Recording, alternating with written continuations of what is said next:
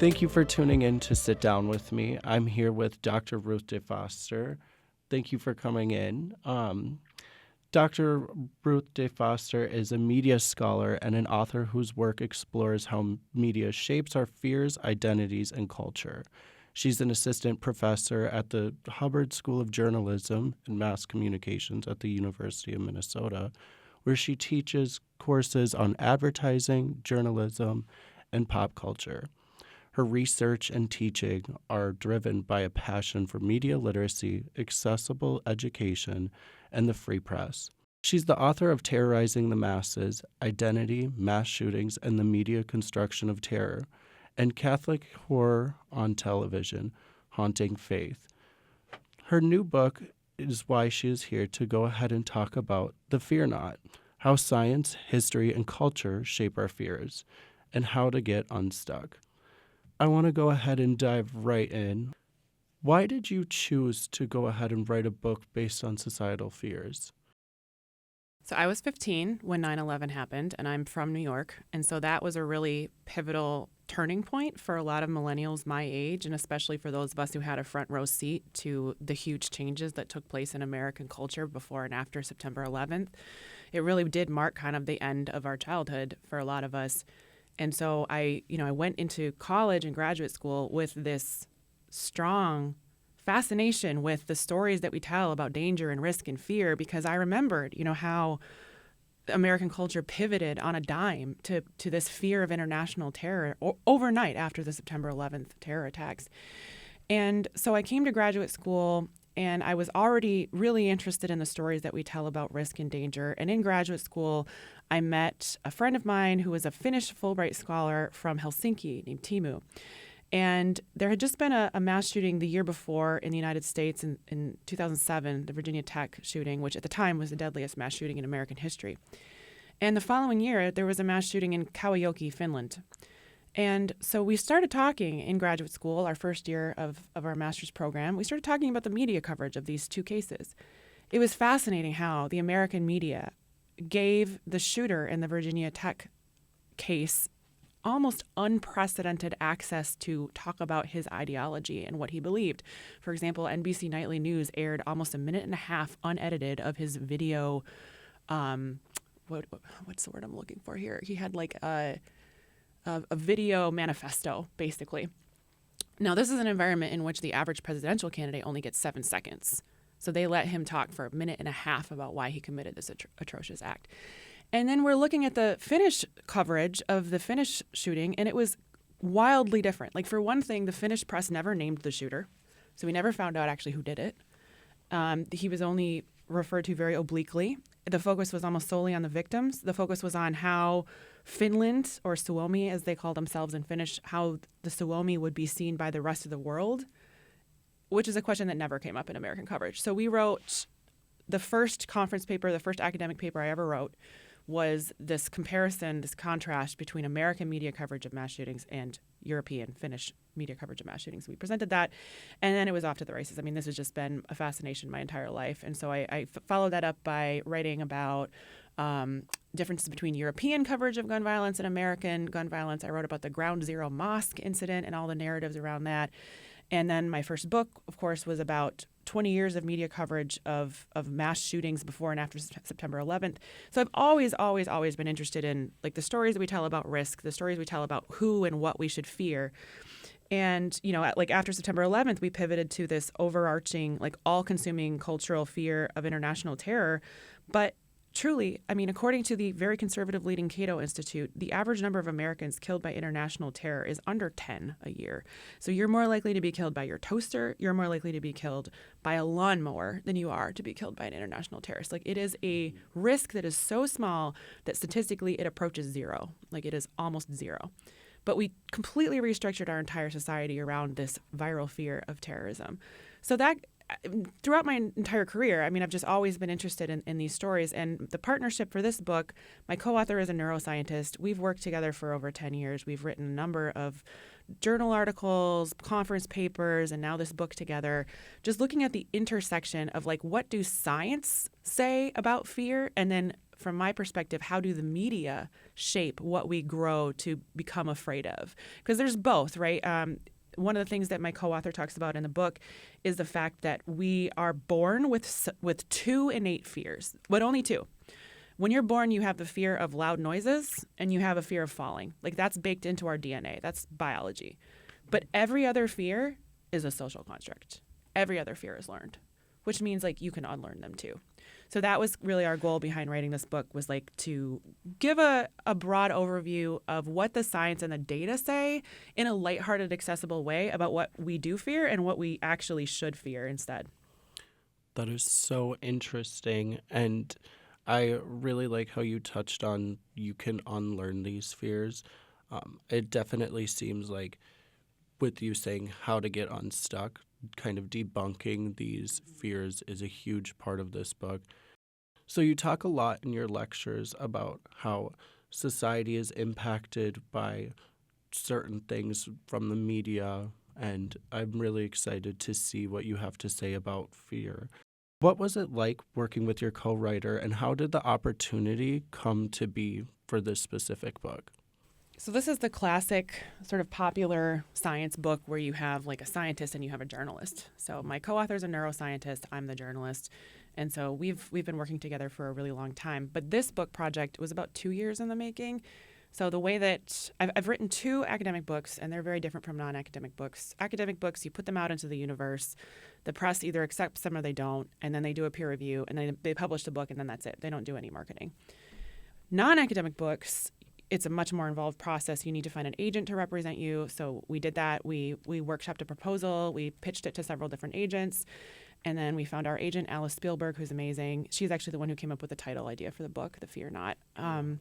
And then at that point, once you have a really polished proposal in hand, the agent pitches your book to publishers. So that's kind of what the process looks like. So there was just like, it was probably a year of writing the sample chapter, pitching to agents, making our proposal as polished as possible, and then handing it off to our agent, who then pitched it to Prometheus, who accepted the book. So yeah, start to finish, it was probably 2 years. Yeah. That is so exciting, and it's really interesting how you talk about the difference of an academic journal versus doing a non-academic book. I know myself and other people who take your courses are really excited to go ahead and dive into this book. I do want to ask you as well, what was your favorite part of the process? And would you like to continue writing books, and what topics would you also explore in the future? So I'm a former feature reporter, and so I would say one of the most rewarding parts of the process of writing the book was the chapter I wrote about gun violence. I interviewed a Texas teacher who was contending with some really significant gun violence issues at her school, and I thought that part was really compelling. And then when I published the book, I mailed her a copy, and she was like moved to tears. So I would say it's that kind of experience that like really drives me. Like I love telling people stories. I love like giving them that catharsis of like turning something negative into like speaking their power and actually being able to reclaim it. So I mean, that's kind of what really drives me. I would love to write another book. I'm not sure what that would look like. It would probably have something to do with gun violence, because that's really my pet issue. That's something I'm incredibly passionate about. We're like just dangerously laissez-faire about as Americans about weapons and firearms, and we have clinically insane gun laws in this country and rates of gun violence that are 26 times higher than any other developed nation across every category. So it's a tough topic. It's not easy to be a female gun violence scholar. It's why I'm not on Twitter. But I think it's an important story to tell. And if people don't take anything else away from the book, I hope that it causes at least a few people to reconsider putting a gun in their purse, in their classroom, or on their car. Absolutely. And the issue is so prevalent right now. I mean, we're seeing this almost every other week, every other month. It's happening way too much in this country. This is the only country where mass shootings happen with this kind of regularity. It does not happen in any other country.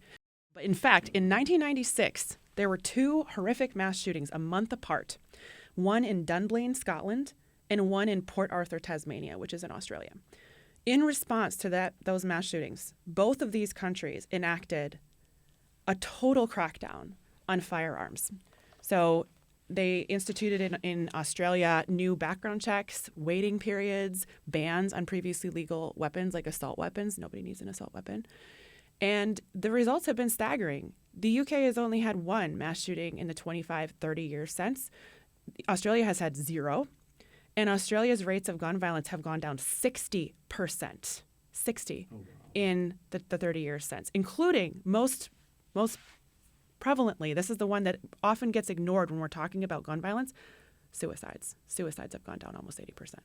And that's the big part of the chunk of American gun deaths that we're often missing. 2/3 of that 50,000 people a year who die by firearm die by suicide. So when we put into place common sense firearm restrictions like the UK did and like Australia did, not only do gun homicides drop, but so do suicides. That is so interesting. And it really is, it is crazy to hear just the impact that this simple thing can have, just regulating these gun laws and not having people have the access to be able to do it, because it really does happen way too commonly, and it's crazy. Yeah, as President Obama very famously said in 2012 after the Sandy Hook shooting, are we going to pretend that this is the price we have to pay for freedom, the Right. deaths of children? Because it isn't normal, and it shouldn't be normal. But we've become completely immune to it. And frankly, I don't think it's ever going to change because of the way the judiciary has chosen to read the Second Amendment, because of our unique gun culture here in the United States, and because of something called the Dickey Amendment. The Dickey Amendment was inserted into the funding for the Centers of Disease Control, again in the 90s. And what it basically does is it completely bars the CDC from doing any research on gun violence as a public health problem. And that's a huge problem because gun violence is the public health problem of our generation. It is the number one killer of children K through 12. Absolutely. And the CDC is barred from studying it. That's where we're at. It's so infuriating because I know parents don't want to send their kids to school worrying that that's a possibility. And I know that it's also common for these threats to even be a thing, like outside of the actual gun violence. The fear is so real, and it's really upsetting to think that this is something that can continue to just be passed on by. I really do think that that's an interesting topic, and I didn't know that they couldn't do research on it. Well, I believe they were allocated like $20 million in funding about 5 years ago, but that's the first time they've been allocated any funding to actually study the problem of gun violence as a public health crisis. And actually, that's one of the things that my co-author and I wrote a paper about this some years ago. We looked at how the American media frames gun violence as either a public health crisis or not, and it is a public health crisis. So right. It's an interesting omission. I don't know. And we have these sort of misguided beliefs about weapons, about guns as being something that will protect us. In the book, I cite a firearm survey from 2022 that found that a huge proportion, like 2 million Americans, carry a loaded weapon on their person every single day. And 4 out of 5 of those people who skew white Southern male, 4 out of 5 of those people say that they're doing it for reasons of self-defense. But here's what we know about carrying a weapon on your person for self-defense. A firearm is only used for self-defense in about 3% of all assault cases. And of that 3%, you are equally likely to injure or kill yourself as you are to injure or kill your attacker. A gun does not protect you. It is not. And if you have a weapon on your person, in your car, in the classroom, you're exponentially raising the likelihood that a child will find it, that it will go off by accident, right, that it will be used in a moment of passion, that someone will use it for self-harm. So the data are really, really clear on this, but as Americans, we have this total disconnect about gun violence. It truly is crazy to think with all of the data that supports this being a real issue that it's not treated like one. I don't understand why, with everything that we know about gun violence in America, that it continues to be an issue, because it can be solved, but they just won't. We need the political will to do it. Right. And what happened in Australia, actually, was there was an entire generation of conservative politicians who knew they'd never get reelected if they did the right thing, and they sacrificed their careers to do the right thing and pass gun reform.